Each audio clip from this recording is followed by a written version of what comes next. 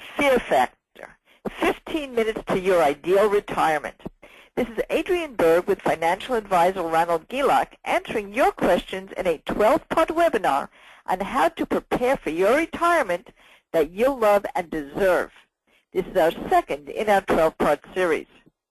In our first webinar, which you will find if you have not attended at ronaldgilak.com, that's G-E-L-O-K, we talked about why people fear their retirement, fail to plan for their retirement, and how they can make a change in their habit of following the herd. In this webinar, we're going to go a little further and talk about tax-free retirement lifestyle. What's it all about, and how can you achieve it? Thank you for being with us, Ron. Oh, I'm delighted to be here, Adrienne. Thank you. So let's start right away with the concept of tax-free retirement lifestyle. How can we immediately put as much as 1/3 more into our spending power after retirement by concentrating on our taxes? Well, this is what we strive to do for many of our clients, Adrienne, because it's not just about what your gross income is. It's about what you get to keep and what you get to spend. And I think this is one of the most overlooked areas of retirement planning. And maybe it's my background as a tax and estate attorney that makes me particularly sensitive to this. But there is a plethora of taxes that retirees are inundated with that they don't take into account, whether it's income taxes on distributions from retirement plans, whether it's capital gains taxes from the sale of investments, whether it's dividend income that's subject to tax, whether it's property taxes. If you don't take into account taxes and put strategies in place to deal with it, you're setting yourself up for failure. You know, it's interesting because taxes are probably the last thing that people think about when they retire. They figure, gee, we're not going to have an income from a salary, so we're going to be in a much lower tax bracket. But what actually happens when they start to make withdrawals from their 401ks, 403bs, or other qualified plans? Taxes hit them. Can you explain what happens? Well, absolutely. And I have to say, just as an aside, what's so amazing to me is that so many financial advisors just view taxes as not their job. And maybe it's because they're not qualified or licensed to talk about it. But if you think about it, if you start taking income from an IRA or a 401k, those distributions, those income distributions are subject to income tax at ordinary income tax rates, and that's both federal income taxes and in the majority of states, state income taxes as well. And let's also consider this. Most people work to get to the point where they own their house free and clear in retirement, which also means there's no more mortgage interest deduction. And at that point, the kids are through college, they're on their own, there's no more deductions for dependents. So at the time that deductions for dependents and mortgage interests are gone, income coming from retirement plans is subject to ordinary income taxes. And a time comes when no matter what you would like, and even if you have the income to live on, you are forced to take withdrawals from your qualified plans, and that gets taxed. Explain the required minimum deductions that come up in our lives. Yeah, well, required minimum distributions are the distributions that are mandated by law to begin following turning age 70 and a half. And these have to be taken out every single year.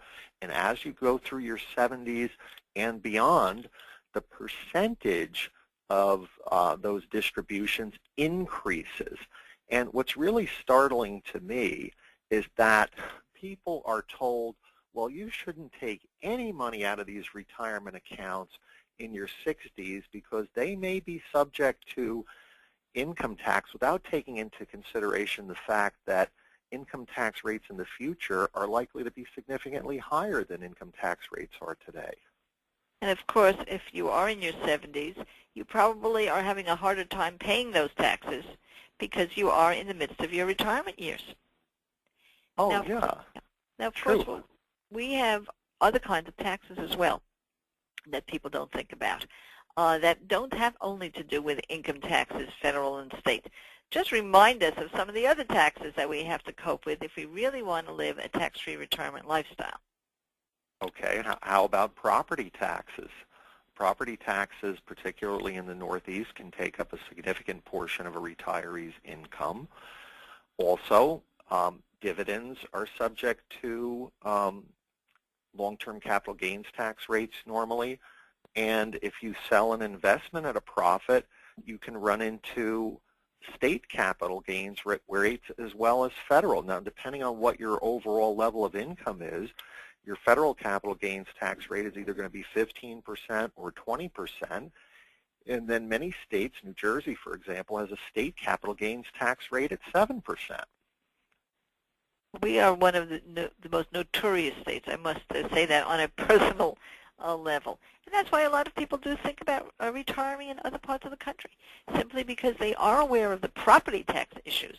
But what we're trying to point out here is that there are many other tax issues as well. Yeah, and just to interject, Adrienne, it's not just that. It's also state taxes. In New Jersey, for example, estates over $675,000 are subject to estate taxes when money passes to the next generation. In New York, estates over $1 million are subject to estate taxes. And then, almost to add insult to injury, in New Jersey, for example, if you happen to be leaving money to non-lineal descendants such as nieces and nephews, you then run into an additional 15% state inheritance taxes. So there's all kinds of taxes that can be minimized or avoided through proper planning. Now we're speaking with Ronald Gilak, who is the founder of Ronald Gilak and Associates, and we're talking about Fear Factor, 15 minutes to your ideal retirement. And we're looking at the second in a series of 12 webinars. This one is Tax-Free Retirement Lifestyle. What's it all about? And one of the things you said, Ron, was how surprised you were that other planners really don't feel that the tax part of a person's future has to do with them. But you've taken that on for your clients, and you found some solutions. Can you tell us some of the solutions that have come up that are really working, that do create this system where you can have a tax-free retirement? Yeah, I have a couple of thoughts on that. I think what's kind of sad is that a lot of financial advisors have a particular skill set that might be adequate in helping people when they're in the accumulation years. And as a result, sometimes people feel a misplaced sense of loyalty towards an advisor who helped them accumulate when that same advisor doesn't have the skill set to deal with the distribution years and the tax considerations that go along with distribution planning. But to answer your question specifically about strategies, the whole idea is not just to plan. Anybody can get a plan. You can get a do-it-yourself plan from internet websites, or you can walk into a lot of financial planning firms and get plans that are essentially boilerplate software-driven plans that really are not solutions or strategies. They're just glorified asset allocation models. So what we strive to do is identify what's the income generating capacity of a person's assets, and how can we structure those assets in such a way as to maximize the amount of tax advantage or even tax-free income to the retiree. You know, one of the things that you brought up in my mind is health care. We have our general practitioner, let's say, that keeps us on an even keel when we're younger. But then as we get older, we look to geriatricians, people who are specialists in the older age body and health care. Yet we don't do that with our financial planners. Just as you say, we're in the accumulation stage, the growth stage. We're looking for somebody who might be a wealth manager or a broker that is concentrating only on growth. We don't realize that we may need a different kind of specialist, like you're suggesting and the work that you do, Ronald, with the time of our life that we need to make distributions. Now, some of the things that you do in wealth management, in selections of different types of systems and solutions, let's reveal some of that right now before we go further and talk a little bit more about tax savings. Yeah. Well, sometimes we just don't know what we don't know. And, also sometimes, Adrian, people will question the morality of, well, should I really be structuring my affairs in such a way as to minimize my taxes? And there's a quote I'd just like to read you for a minute, Adrian, by a famous judge named Judge Learned Hand. May I read it to you? Absolutely. Okay. Anyone may arrange his affairs so that his taxes shall be as low as possible. He is not bound to choose that pattern which best pays the Treasury. There is not even a patriotic duty to increase one's taxes.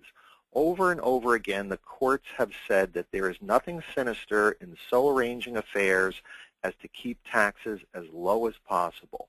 Everyone does it, rich and poor alike, and all do it right.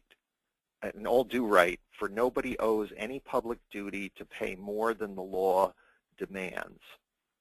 Well, I think that's a wonderful quote. By the way, very surprising to me that we have a judge telling us it's our duty to try to save taxes. It's not our duty to pay more than we should.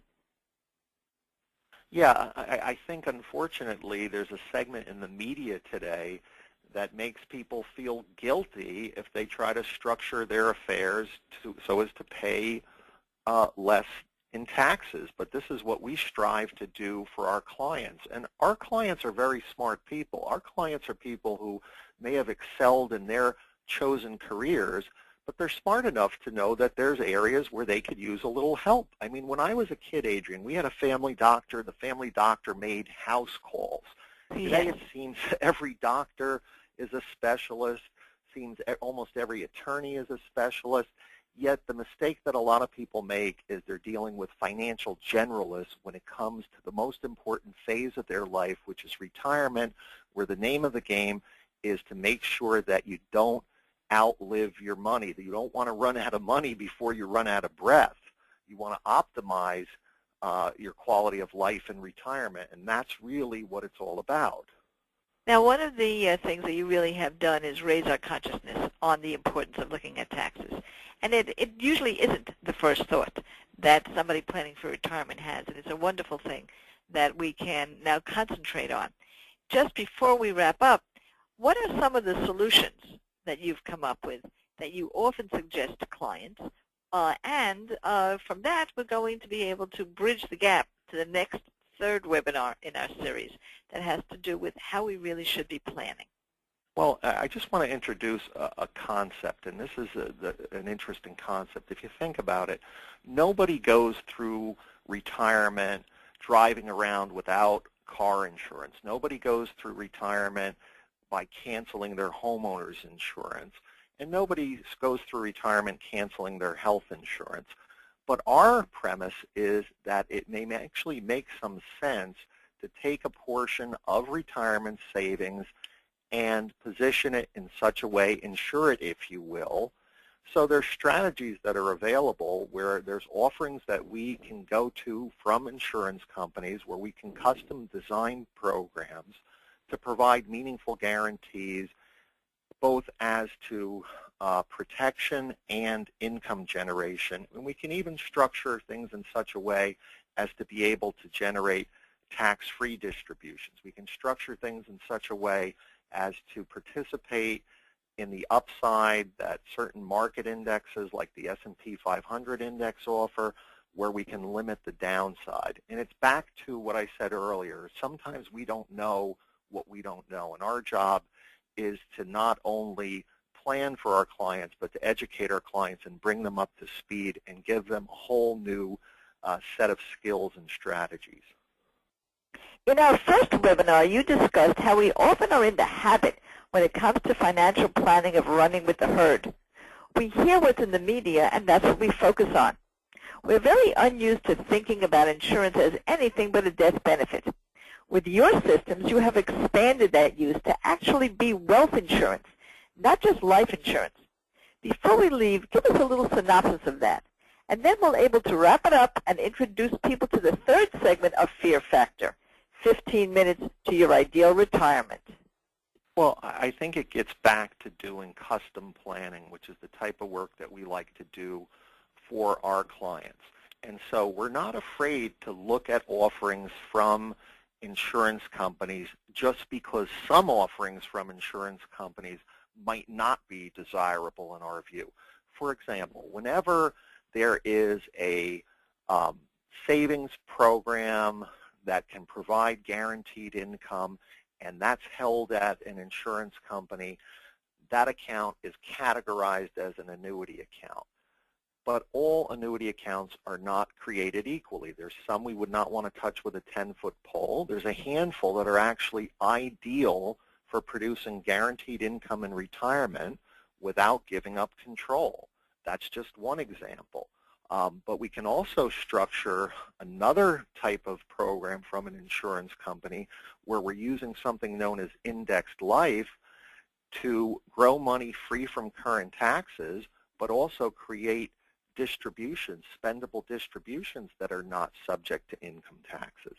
And again, it gets back to we don't know what we don't know. We think we know what it is that insurance companies have to offer, but we don't know how these offerings can be structured to work more to our benefit as opposed to the benefit of the company.